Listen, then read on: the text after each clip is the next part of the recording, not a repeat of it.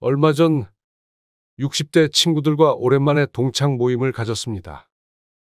반갑게 인사를 나누고 자리에 앉으니 역시나 이야기는 자연스럽게 각자의 인생 성공담으로 이어졌죠. 주식으로 큰돈을 번 친구, 부동산 투자로 아파트를 여러 채 소유하게 된 친구 이외에도 자식들의 성공과 멋진 노후 생활 자랑까지 이어지면서 자리는 점점 열기를 더했습니다. 그렇게 시간이 흐르고 분위기가 무르익자 모두가 웃으며 듣고 있지만 사실은 속으로 부러워하는 사람과 은근히 부러움을 즐기고 있는 사람으로 나뉘는 게 느껴졌습니다. 하지만 그때 문득 깨달았죠.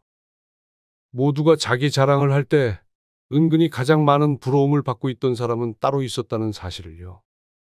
돈이나 명예, 자식의 성공과 같은 뻔한 이유가 아닌 완전히 다른 이유 때문이었습니다. 과연 그 사람이 누구였을까요? 그리고 사람들은 왜 그 친구를 그렇게 부러워하고 있었던 걸까요? 그래서 오늘은 나이가 들어 모임에 나갔을 때 가장 큰 부러움을 사는 3가지 유형의 사람들에 대해 이야기 나눠보겠습니다. 영상을 끝까지 시청하시면 여러분은 앞으로 다른 사람들의 뻔한 자랑거리에 주눅들지 않고 모임에서 부러움을 받는 주인공이 되실 겁니다. 주제가 궁금하시다면 구독과 좋아요 부탁드립니다. 여러분의 클릭 한 번이 다음 영상을 빠르게 만나는 가장 쉬운 방법입니다. 그럼 바로 시작해 보겠습니다. 첫 번째, 은퇴 후에도 계속 일하는 사람. 우리나라 노인 빈곤율은 OECD 국가 중 압도적으로 높습니다. 2023년 조사에 따르면 한국 노인의 빈곤율은 무려 40%가 넘는다고 하니 모임에 나오는 5명 중 2명은 경제적으로 어려움을 겪는다는 이야기죠. 문제는 퇴직 후 재취업이 쉽지 않다는 겁니다. 준비 없이 밀려난 사람들이 어영부영 시간을 보내다 보면 자신도 모르게 장기 실업자로 전락하기도 하고 급한 마음에 창업에 뛰어들었다가 하루아침에 평생 모은 퇴직금을 잃어버리는 경우가 많습니다. 그러다 보니 이 나이에 어디에 소속되어 일할 수 있다는 것 자체가 축복처럼 느껴질 수밖에 없죠. 그뿐만 아니라 여전히 밝은 모습으로 작은 일이든 큰 일이든 꾸준히 일하며 삶의 의미를 찾는 사람들이 있습니다.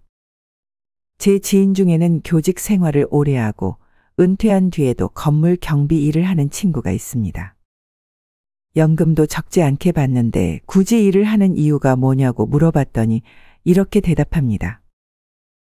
나이가 들어도 내 힘으로 뭔가를 할 수 있다는 그 자체가 행복하다. 라고요. 얼마나 멋진 말입니까?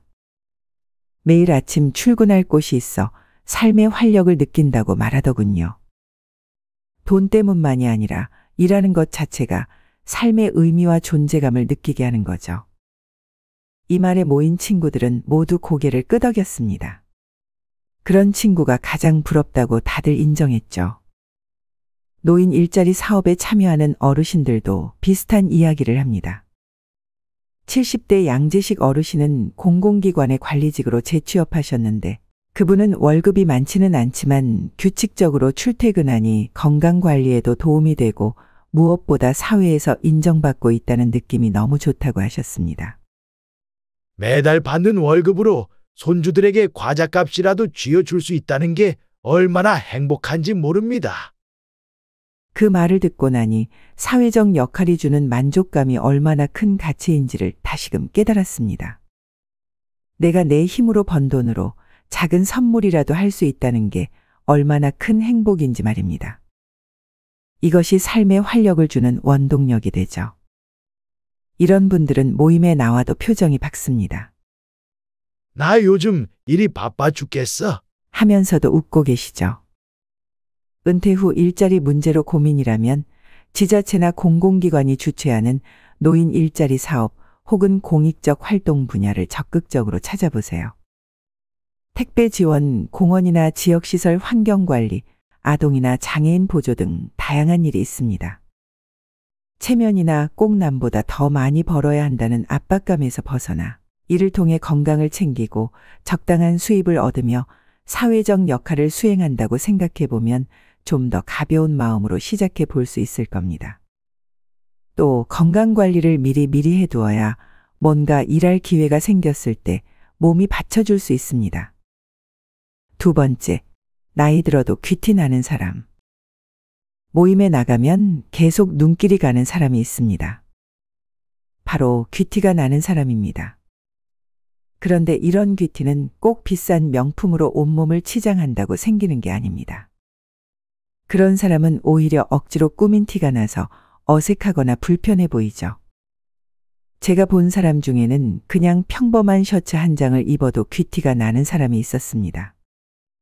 알고 보니 이 사람은 항상 깔끔하게 몸가짐을 하고 운동도 꾸준히 하고 있었죠. 꾸준한 관리와 습관에서 나오는 여유가 그 사람을 품위 있어 보이게 하는 겁니다. 40이 넘으면 자기 얼굴에 책임을 져야 한다. 링컨 대통령이 한 유명한 말입니다. 링컨은 대통령 재임 중 인사 추천을 받을 때 한 사람의 얼굴을 보고 거절한 적이 있었습니다. 추천자가 얼굴은 본인 책임이 아니라 부모가 그렇게 낳아준 것이니 그걸 문제 삼으면 안 된다고 말했습니다. 그러자 링컨은 40이 넘으면 자기 얼굴에 책임을 져야 한다. 40 이후의 얼굴은 스스로 만드는 것이다. 라고 답했다고 합니다. 사람의 인상은 나이 들면서 바뀌는 경우가 많죠. 어떤 삶을 살아왔고 어떤 인성과 행적을 가졌는지가 그 사람의 얼굴에 드러나기 때문입니다. 인상 써서 생긴 주름과 미소 지어 생긴 주름이 다르고 찌든 삶이 만든 인상과 성취하는 삶이 만든 인상도 다릅니다. 귀티는 결국 평생 쌓아온 인격과 건강하고 깔끔한 생활 습관에서 나오는 거죠. 나이가 들수록 사람들에게 편안한 미소를 지어주는 사람, 작은 일에도 감사한 마음을 표현하는 사람, 그리고 타인의 말을 잘 경청해주는 사람이야말로 진짜 귀티가 나는 사람입니다. 이런 사람 옆에 있으면 덩달아 기분도 좋아지고 삶의 품격이 느껴지기 마련이죠. 일상에서 작은 일에도 감사하다 말하고 나를 만나는 사람들에게 따뜻한 말을 건네보세요. 그렇게만 해도 어느 순간 여러분은 사람들의 선망 대상이 되어 있을 것입니다. 이외에도 말 잘하는 사람, 축하받을 일이 있어 이번 모임에서 밥 사는 사람 등 어떤 모임에 가든 어떤 이유로든 부러운 사람들이 수없이 많죠. 하지만 그 중에서도 가장 눈에 들어오는 사람은 이 세 번째 유형일 겁니다. 세 번째, 남 의식하지 않고 자기 삶에 충실한 사람. 장자의 추수편에 나오는 이야기를 들려드리겠습니다. 옛날에 발이 하나밖에 없는 전설의 동물 기가 있었습니다. 그 동물은 자신의 한 개뿐인 발로는 빠르게 움직일 수 없다며 수많은 발을 가진 지네를 부러워했습니다. 그런데 흥미롭게도 그 지네는 발이 하나도 없는 뱀을 부러워했습니다. 많은 발이 오히려 불편하고 발 없이도 유연하게 미끄러지듯 움직이는 뱀이 부럽다고 했죠. 뱀은 뭐라고 했을까요? 뱀은 형체 없이 세상 어디든 불어가는 바람을 부러워했습니다. 몸에 제약 없이 자유롭게 움직일 수 있기 때문입니다. 하지만 바람은 눈이 부럽다고 했습니다. 눈은 보고 싶은 곳을 바라보는 순간 즉시 그곳에 도달할 수 있으니까요. 눈은 마음을 부러워했습니다. 마음은 보지 않고도 모든 것을 꿰뚫어 볼 수 있으니까요. 그래서 마음에게 물었죠. 당신은 세상에 부러운 것이 없나요? 라고 말입니다. 그러자 마음은 이렇게 대답했습니다. 제가 가장 부러워하는 것은 전설의 동물인 기입니다. 이렇게 모든 존재가 서로를 부러워하고 있었던 것이죠. 우리 인간의 삶도 이와 다르지 않습니다. 건강하지만 가진 것 없는 사람은 부자를, 부자는 권력자를, 권력자는 다시 건강한 사람을 부러워합니다. 모두가 자신에게 없는 것을 가진 상대를 부러워하느라 정작 자신이 가진 것의 소중함과 아름다움을 깨닫지 못합니다. 어쩌면 평생 그것을 알지 못할지도 모르죠. 이쯤에서 우리는 부러움이란 결국 영원히 갈증을 느끼는 것과 같다는 것을 깨닫게 됩니다. 이러한 만족감은 항상 다른 이와의 비교 속에서만 형성되기 때문이죠. 그럼 이렇게 물어보시는 분들도 있을 겁니다. 부러움은 자연스러운 감정인데 어떻게 통제할 수가 있나요? 하고 말이죠. 장자는 공간, 시간, 지식에서 자유로워질 때 비로소 부러움이나 고집, 편견 같은 마음의 굴레에서 벗어날 수 있다고 말합니다. 우물 안에 사는 개구리에게 바다가 얼마나 넓은지 설명할 수 없다. 그 개구리는 우물이라는 공간에 묶여 있기 때문이다. 여름에만 사는 벌레에게 얼음의 차가움을 설명할 수 없다. 그 벌레는 여름이라는 시간에 갇혀 있기 때문이다. 작은 시골 마을의 선비에게는 진정한 도를 설명할 수 없다. 그는 자신이 배운 지식에만 얽매여 있기 때문이다.